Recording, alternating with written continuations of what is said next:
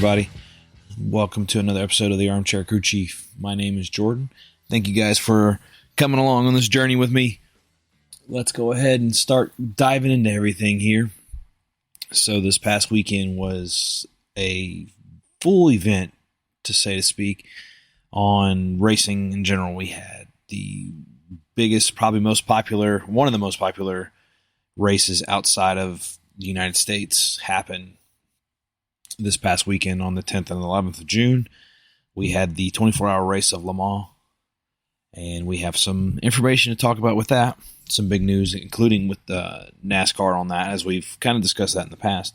And then we had the Xfinity Series and the Cup Series racing at Sonoma last weekend. So let's go ahead and dive into everything. We'll go ahead and start off with Le Mans. Le Mans had some big changes to it. I say changes. This is the first year that we had a hypercar series. I say first year. I could be wrong on that. But we have a hypercar series as well as an LMP2 and GT. And that's a little bit different than what I've seen in the past when I've watched it, because we've had LMP1, LMP2, sometimes even LMP3, and then we had the GT classes. Well, they changed those up recently to kind of make I believe the hypercar class, LMP1 class, a little bit more broad. It's got some different rules. They're the ones that kind of go over for the overall win on everything. So just kind of a brief recap on everything. Again, this is a 24-hour race that starts roughly 10 Eastern on Saturday, ends 10 Eastern on Sunday. So with that being said, we had Ferrari 499. They took the overall as well as the hypercar. They actually broke Toyota's winning streak there at Le Mans. The big thing that people have been talking about was this Garage 56 car. So kind of recap, Garage 56 car is a special car that enters into Le Mans. It kind of showcases advancing technology, and you can get accepted into it and get into it. From what I've heard, this is the only second car that has finished the whole 24-hour race since its inception.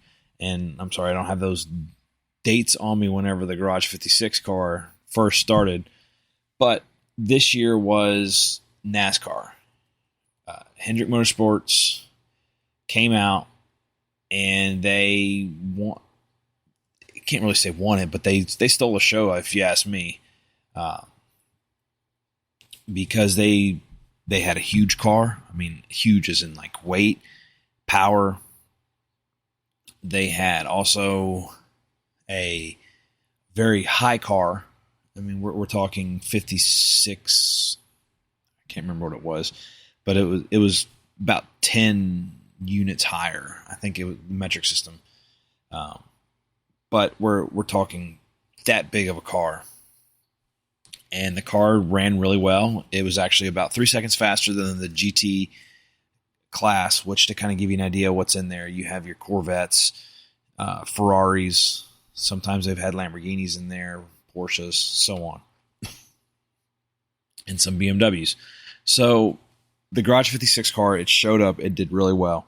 I know people are kind of torn on that. I've made comments about it because it's Hendrick running with NASCAR, and, you know, some things can come out of it and be interesting, and some things are like, really, NASCAR, you're teaming up with, you know, Hendrick? And the only time Hendrick started sharing information with other people was whenever they started kind of bringing it up, saying, hey, you know, I think Toyota, Ford, they came out and said, what are you guys doing? Ford came out and said they're going to bring in a car next year. And they're like, they kind of took a stab at Chevrolet, took a stab at Hendrick. Like, hey, you guys ran the 56 car. We're actually going to go out for championships and try to win the GT class and so on. So, you know, you're going to have your drama no matter what.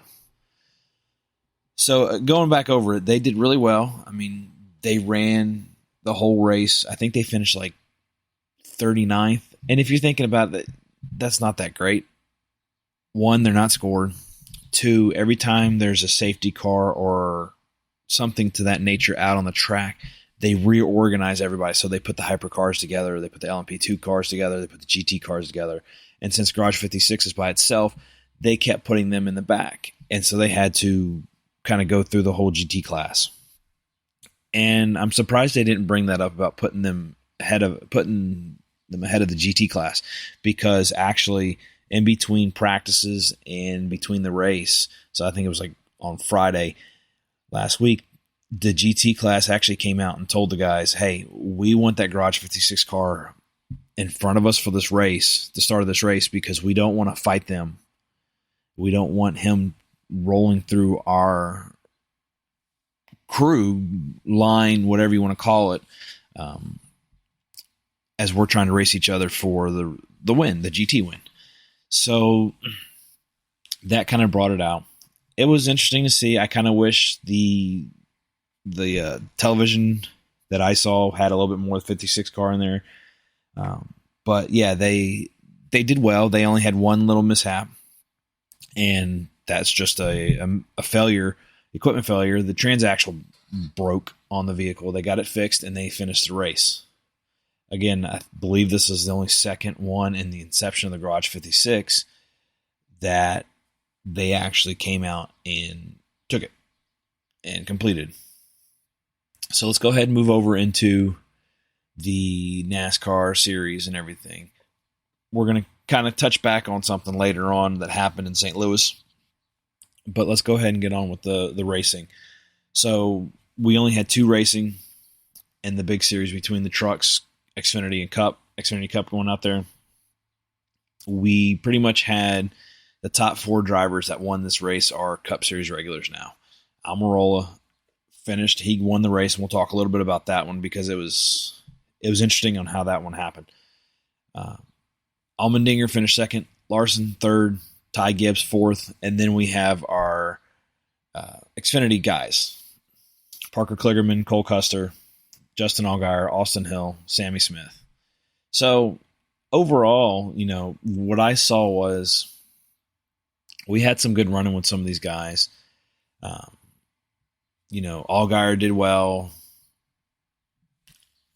Ty Gibbs, the Cup Series regulars did really well. But so we just going over the qualifying. So we had Larson qualify first, Allgaier second, Creed third, Almirola fourth, Allmendinger fifth, Sam Mayer sixth, Ty Gibbs seventh, Hemrick eighth, John Hunter ninth, and Sammy Smith 10. So a lot of these guys, they did pretty good. It was running, everything kept kind of clean to an extent. And the reason I said it was interesting with Kyle Larson, so Kyle Larson pretty much swept every stage. He got out to the front, he started rolling with it. But on a couple of these restarts that they had, the tires on one of the last, I think it was turn 11, came into it. So we only had one car retire out of an accident. Everybody else was either mechanical issues or suspension issues or transmission. Unfortunately, Josh Berry finished last out of the running vehicles, and Suarez didn't have a rough time. He was one of the other Cup regulars, as you guys know. Ty Dillon was out there. We had a ton of guys out there that were running that are Cup Series regulars. Ross Chastain was running it. He finished 18th. But just going through it, turn 11, so what happened was Larson was running. He was doing really well. Allmendinger kept coming back and then fighting him and working his way back up, especially after pits and things like that where things can cycle around. Because guys got to remember, on the road courses this year starting on, one, we have to choose, but two, we're not calling yellows at the end of the stage. You just go out and keep running. So it's kind of like the old style of racing mixed in with this racing. So anyway, Kyle Larson was running, and in turn 11, it's a really sharp hairpin, and they put these bundles of tires, about, I believe it was 4 tires in a bundle, 4 columns of tires. And they put them along the track so that you wouldn't cut track limits. So Larson actually popped one of these, and it slowed him down and pulled him back. Almirola was able to get around him, and he ended up finishing for the win, as we were talking about. Allmendinger was pretty strong. He stayed up there. I'm kind of surprised he didn't come up to the front. But, it's one of those that it was a good race from what I saw. I'm kind of a loss for words because it wasn't so like heated, crazy. The only thing that I don't like, and I've talked about this before, is you have a lot of these Cup Series regulars coming down, and then you have these guys in the standings that are actually running for a championship at Xfinity, and they lose points because these Cup Series regulars who are supposed to be better than they are come out and just wipe the floor with them. I mean, Larson did it a ton. Kyle Busch used to do it a lot. I mean, he's the one that came out and like, oh my goodness, this is getting ridiculous. And then you'll have some of the other guys come out. I mean, look, Ty Gibbs down there at fourth. Larson finished third. Allmendinger. I mean, your top four were Cup Series regulars. So I don't really like that so much. I get where some of these people like Kyle Busch comes out and he says when he runs trucks, it's because he's got to bring money into his own car. And it's because he doesn't want to pay the other guys from what I'm hearing. Because I heard some stuff from Logano. We'll talk about that a little bit later about how it's pretty difficult to get in on that in the racing. So just kind of going on with that and the standings of that. We'll go ahead and cover some of the standings with the guys. It's, not so much has changed. We have, John Hunter, Austin Hill, Allgaier, Custer, Chandler Smith, Sammy Smith, Jeb Burton, Ryan Truex are our winners this year. Ryan Truex doesn't have a full ride, so he's outside of it. I don't know if they would allow him to run for a championship because he doesn't have any points really. I mean, we're talking he has 197 points where, if we go to the number 10 person, Riley Hurst, he's got 2,000 points. So I kind of wish Ryan Truex was running for a championship, but hey, it is what it is. Maybe he'll get a ride next year. But anyway, so nothing so much has changed on this. Hemrick is the cutoff at 11. Riley Hurst, Sam Mayer, I say 11, but he is actually 12th in here because of Jeb Burton, who was 14 outside of that cutoff, but since he's got a win, he's automatically in. And since we have a lot of Cup guys running and to have one, he's automatically in. So that hasn't changed so much on that. I wouldn't be surprised if we see Junior Motorsports start kicking back up and rolling. Joe Gibbs has been pretty strong always. With Ty Gibbs win last year and so on. So we have that coming up on Xfinity. And we'll see what happens going forward and see how this plays out. This one's one of those, as we talked about, it's always mired because you have the Cup Series regulars that come down and run to either get used to the track, get more in-car time, so on. So they have those, and again, I'm iffy on those. I get why they do it, but I still not a big fan of it. So let's go ahead and move on to Cup Series. Qualifying, Toyota showed really strong on practice. Michael McDowell, who is not too many people really realize that he is a road course guy. He's got his win at Daytona a few years ago. But yeah, so starting lineup, we had Denny Hamlin, Tyler Reddick, Michael McDowell, Christopher Bell, AJ Allmendinger, Ty Gibbs, Chris Buescher, Truex, Suarez, and Elliott. So you had 5 Toyotas out of the 6 up here in the top 10 on starting. So Toyota had started coming back on the road course. They used to be really good at road course. They had some hiccups last year. I mean, I think they were talking about this on the TV. The highest point they finished on this race last year was 18th. They struggled really bad last year. So it was good to see them kind of kick this back up. Michael McDowell, I like to see him up there. AJ Allmendinger, I mean, he's a road course guy. He's expected to be up there. Suarez won this race last year. He was up there. Elliott is another one of these road course guys out there. It was expected to see him. So there wasn't – the big change that I see in this was Chris Buescher really being 7th, starting 7th. He was the one that kind of surprised me looking at the starting lineup out of the top 10. So if we keep going in on the race, it was pretty straightforward as we were talking about Toyota's taking it over. We go back and look. I think it was within like the first few laps, Toyota ended up coming up and getting the top 5 spots. Now, they started slowly pulling off where Ty Gibbs fell back, Reddick fell back, and you had these other guys come up. Allmendinger was up there. McDowell, he stayed up there. Buescher stayed up there. Then you started having like Alex Bowman and Ricky Stenhouse coming up. So stage 1 finished with Denny, Martin, Christopher Bell. The top 3 were Toyotas. And then things kind of got shaken up because, as remember, we're talking about, we don't have these cautions at the end of stages on road courses, which I think is awesome because you had a cycle around of people pitting under green flag, and that kind of showed you who was up there, who could hang up there, or who got cycled back and couldn't come back up. So when we get to the end of stage 2, we had Kyle Busch taking the stage win, Joey Logano, Ross Chastain, William Byron, Ricky Stenhouse, Austin Dillon, Martin Truex, Michael McDowell, Christopher Bell, Kevin Harvick. That was your top 10. Again, it was one of these things that, I mean, you don't see Denny Hamlin. Denny Hamlin actually had some issues. He ended up breaking a toe link, and we were kind of surprised. We were thinking he was going to blame it on somebody else, but it ended up being himself. He just lost it. Kyle Busch ran really well. He was running up there towards the end. Ross was fairly quiet this race. He finished 3rd in the second stage, but that's almost all you heard about him. He wasn't making his moves like he usually does. So if we get to the end of the race, we'll go ahead and talk about that. Ross finished 10th. Christopher Bell finished 9th. Larson, McDowell, Allmendinger is 8-7-6. Chase Elliott came back up. He was one of those that I was telling you about. You know, he started up pretty high, and then he worked his way back up. Chris Buescher, Joey Logano, Kyle Busch, and then our winner was Martin Truex Jr. So he dominated. Truex dominated this race. I mean, he would go out to a second and a half lead, 2-second leads. And, you know,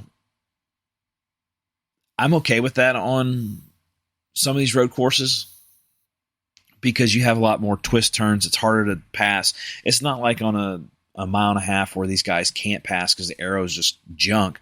This track is tight. It's running. They were talking about passing zones. Turn 7, I think it was, and turn 11 were the preferred passing areas, just because those are tight turns coming in there. Turn 11, as we talked about, was that hairpin where people were actually literally slowly bumping those bundles of tires that we were talking about. So I can get there until Corey LaJoy came in and just smacked them. And that was pretty funny. But just going through everything, there wasn't really, I mean, we had 35 cars finish this race. Denny Hamlin was the only DNF. Reddick had some issues. He had to go in the back. And, I mean, overall, it was a good race, I thought. We didn't have a lot of cautions. I think there was like 1 or 2 cautions. Reddick saved himself on a caution. Something happened to him, and he ended up spinning around and going around. And they called him for track limits and had him do a pass-through. I don't know. I mean, he hurt himself so much safely going back around and going into the pits without causing a caution or anything like that.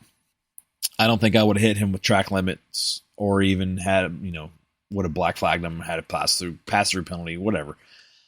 I don't think I would have done that to him. So other people that we follow on this, Corey LaJoy, he finished 20th. He hovered right around, he started 17th or 19th, sorry. So he hovered right around his area that he finished. Ty Gibbs, he's been pretty good, quiet, staying consistent. He kind of finished lower than his other thing. Bubba Wallace came down. He was, you know, he finished 18th or finished 17th, started 18th. So he was right around his starting area, which I think that's pretty much par for him. That 20s mid, you know, 15 to 20, I think is his running. If he goes over 15, he's doing really well. And he's had some good showings this year. But we're looking at it, and he doesn't have a win this year. I think 4th was his best finish. I could be very wrong on that. But that's the one that keeps up because that's the one he keeps talking about because of stuff that happened with Almirola and so on. You know, just moving on, Harvick, he's having a strong year on his finishing. We'll see what happens there. Overall, I like the race. It was a good finish to Fox. Fox was frustrating, you know, just talking about commercials and so on. I mean, they're sitting there and they're cutting commercials when stuff's going on. And I get it. There weren't as many yellows as they're used to seeing other places where they can just dump commercials there. So we'll see how NBC takes it from there and does what they're doing. It'll be interesting to see that. I don't know how it'll happen. But let's go ahead and move on to our driver standings on the Cup Series. So with that win on Sunday, Martin Truex Jr. took the lead on the regular season standings. Just barely. Well, yeah, 525 to 512 on points. Then you got William Byron, Ryan Blaney, Ross Chastain, Kevin Harvick, Kyle Busch, Christopher Bell, Denny Hamlin, Joey Logano, Kyle Larson is your top 10. So let's go ahead and talk about playoffs. Early playoffs, we have our sure winners.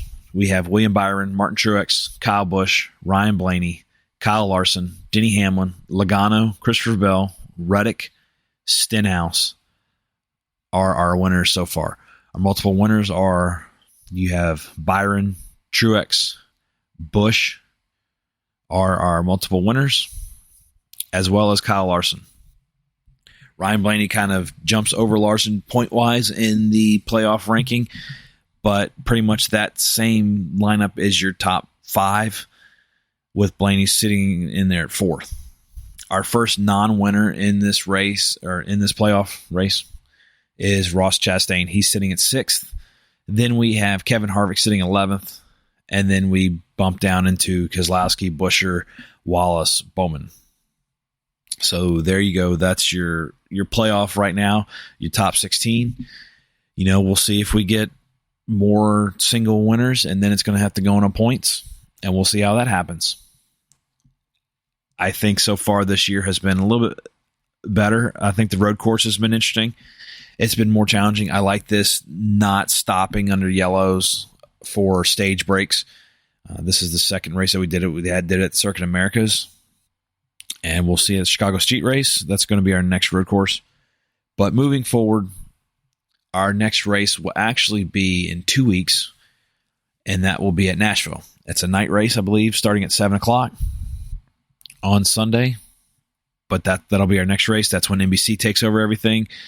Father's Day weekend is a break. That's why you guys are hearing this on a Thursday, this podcast, just because we don't have to rush to get anything out. So let's go ahead and finish on a little bit of news. Nothing too crazy. NASCAR actually issued, as I was mentioning in St. Louis, an L1 penalty against Eric Jones and that 43 team. So the 43 team had issues, modifications to the greenhouse area. That's the back windshield area. And so they modified that. We had that issue. I can't remember where it was or who it was. I think it was the College cars. I could be wrong.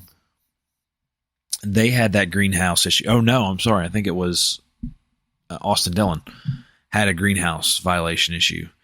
So, that's one of the big things that came out. That's going to hurt him going on.